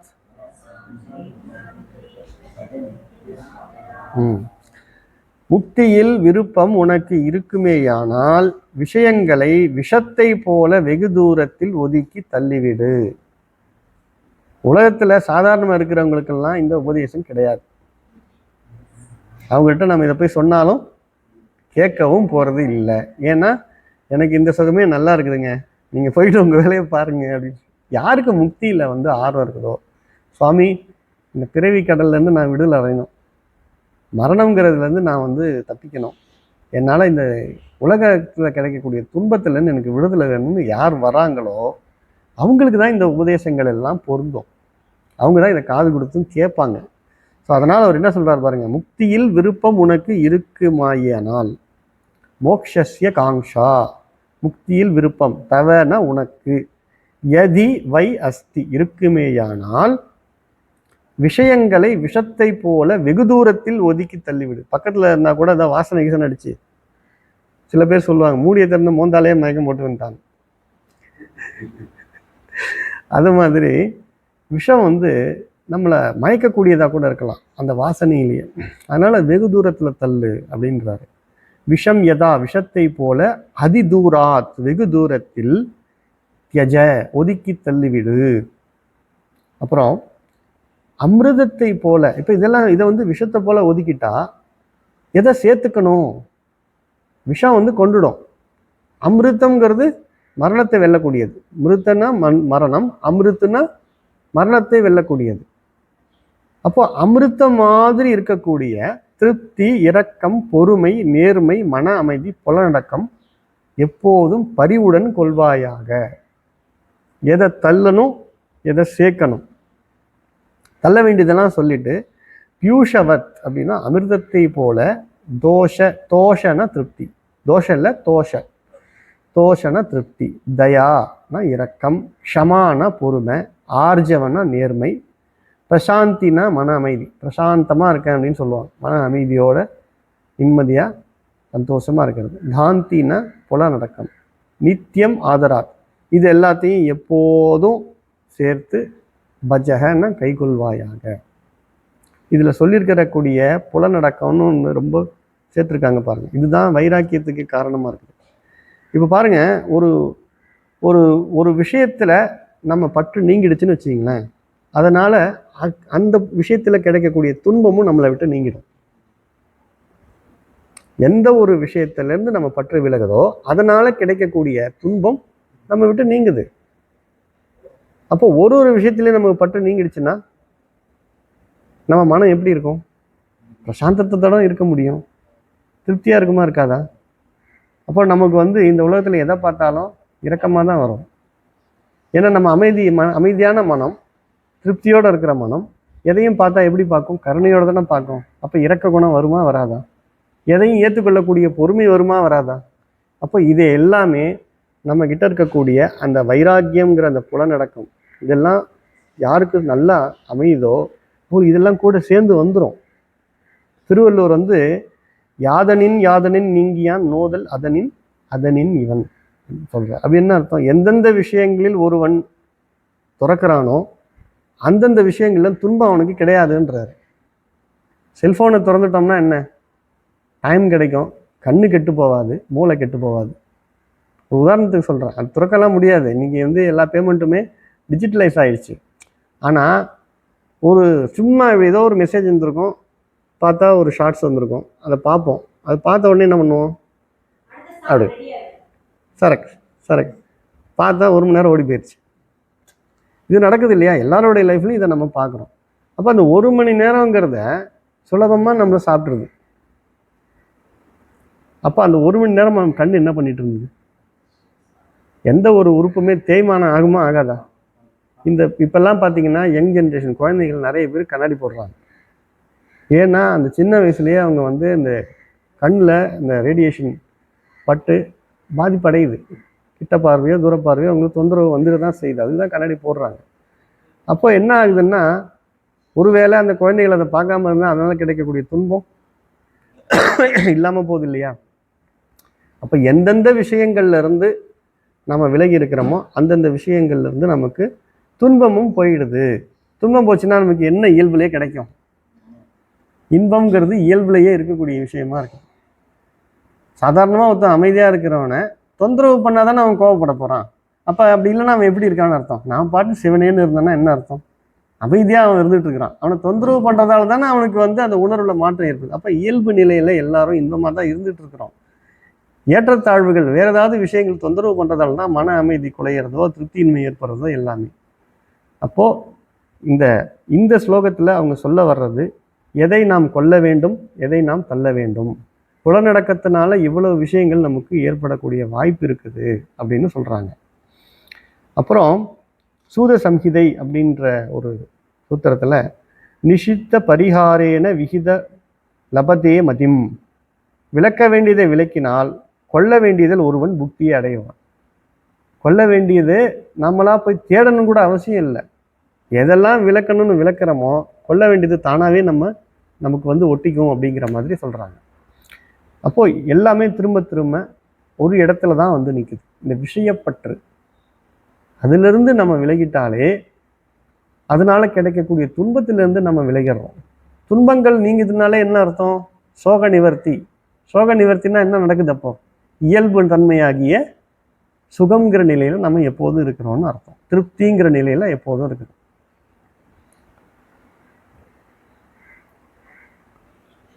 அப்போ தேகப்பற்றை நிந்தித்தல் அப்படின்ற இது ஸ்லோகத்துல அனுக்ஷணம் யத் பரிஹிருத்ய கிருத்தியம் அநாதி அவித்யா கிருதபந்த மோக்ஷணம் தேக பாரார்த்தோ அயம முஷ்ய போஷண யஹ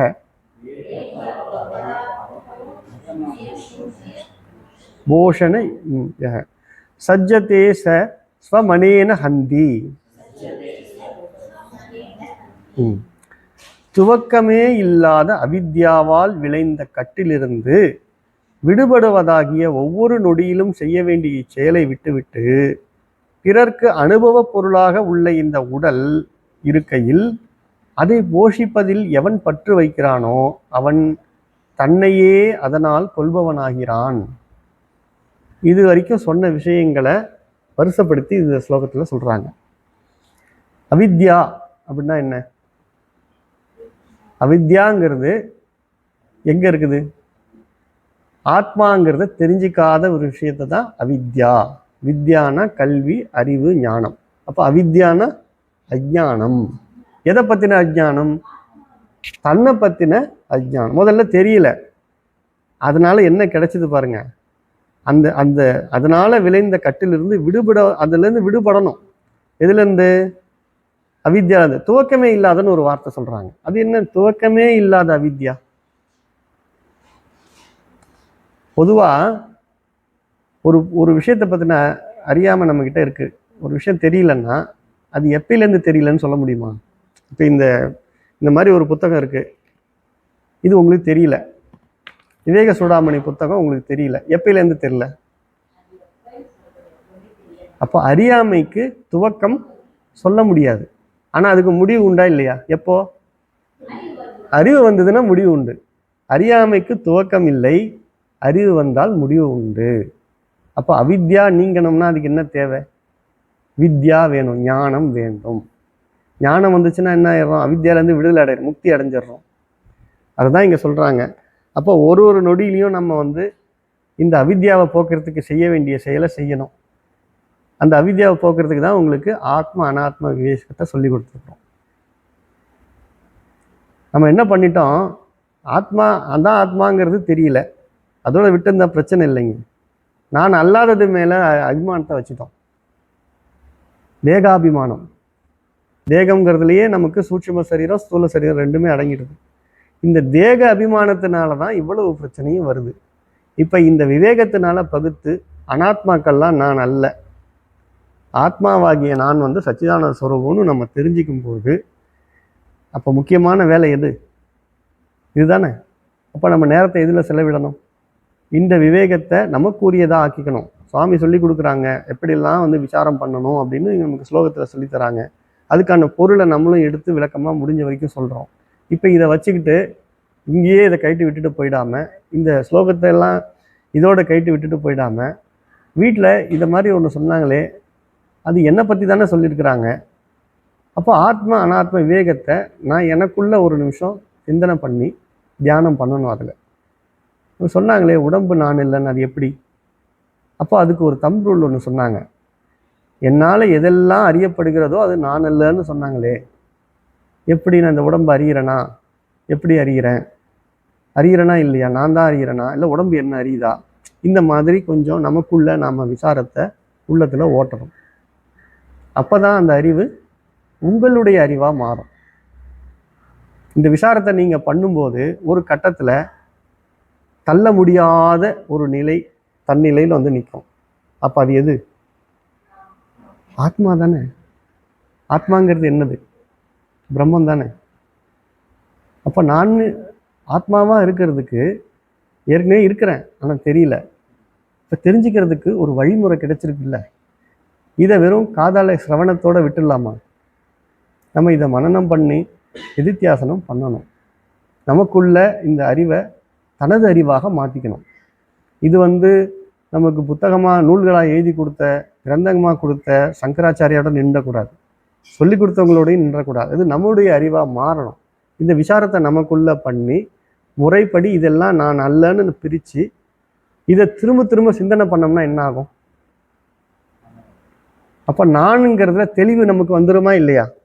அப்போ உடலில் ஏற்படக்கூடிய விகாரங்கள்லாம் என்னதுன்னு கொள்ளுவோமா? மனதில் ஏற்படக்கூடிய விகாரங்களெல்லாம் என்னதுன்னு கொள்ளுவோமா? மனசில் துக்கம் ஏற்பட்டதுன்னா நானா துக்கம் அடைஞ்சேன், மனசில் இன்பம் ஏற்பட்டதுன்னா நானா இன்பம் அடைஞ்சேன். அப்போ இதெல்லாம் தேகத்துக்குரியதுங்கிறத நம்ம புரிஞ்சு இந்த விஷயப்பற்றுகள்லேருந்து விடுதலை அடைகிறதுக்கு ஒரு வாய்ப்பு இருக்குதா இல்லையா? அப்போது துவக்கமே இல்லாத அவித்யானா என்னன்னு இப்போ புரியுதா? அறியாமைக்கு துவக்கமே கிடையாது, ஆனால் அதுக்கு ஒரு முடிவு உண்டு. எப்போ முடிவுன்னா அறிவு வரும்பொழுது. அப்போ துவக்கமே இல்லாத அவித்யாவால் விளைந்த கட்டிலிருந்து, கட்டுன்னா இங்கே வந்து பந்தம். என்ன பந்தம்? விஷயப்பற்று, ஆசைங்கிற அந்த பந்தம்.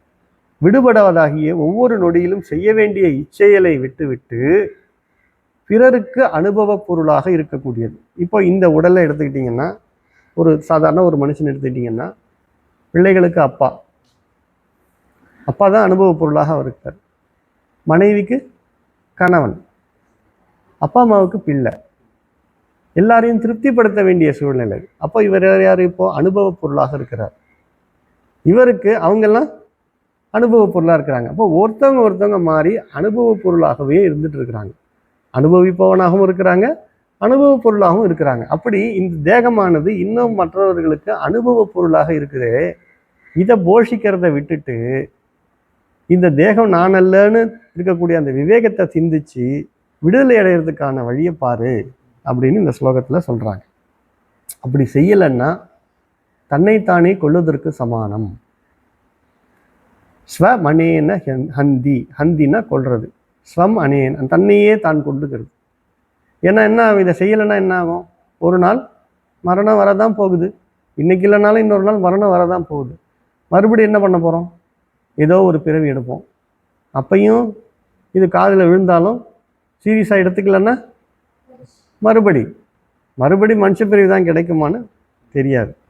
அதனால் இந்த துவக்கமே இல்லாத அவித்யாவில் விளைஞ்ச இந்த பிரச்சனை எல்லாத்தையும் வித்யாங்கிற அந்த ஞான கல்வி மூலமாக அந்த குருநாதர் சொல்லி கொடுக்கக்கூடிய அந்த ஞானத்தை தன்னுடையதாக ஆக்கி தன்னிலையில் அந்த ஆத்ம விசாரத்தை பண்ணி விடுதலை அடைகிறதுக்கான நேரத்தை செலவிடுங்க அப்படின்னு சொல்கிறாங்க.